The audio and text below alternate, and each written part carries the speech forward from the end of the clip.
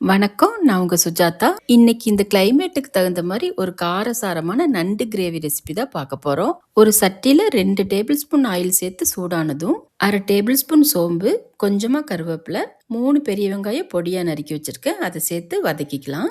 வெங்காயம் நல்லா வதங்கினதும் 2 தக்காளி சேர்த்து அது வதங்குறதுக்காக கொஞ்சமா உப்பும் மஞ்சத்தூள் ஒரு பிஞ்சும் சேர்த்து வதக்கி விட்டுக்கலாம். நல்லா வதங்கினதும் 1 டேபிள் ஸ்பூன் இஞ்சி பூண்டு சேர்த்து வதக்கி விட்டு கூடவே 1 டேபிள் ஸ்பூன் தனி மிளகாய் தூள், 2 டேபிள் ஸ்பூன் மல்லித்தூள், 1/2 டேபிள் ஸ்பூன் கரம் மசாலா சேர்த்து கொஞ்சமா தண்ணி சேர்த்துக்கலாம். இதை கலந்து விட்டுட்டு இது கூட 1 கிலோ நண்டு நான் சுத்தம் பண்ணி கழுவி வச்சிருக்கேன். அதை சேர்த்துடலாம்.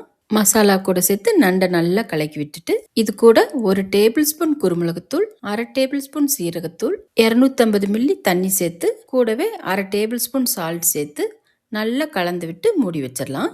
20 நிமிஷம் கழிச்சு ஓப்பன் பண்ணிக்கலாம். இடையில 2 தடவை திறந்து கலக்கி விட்டுக்கோங்க.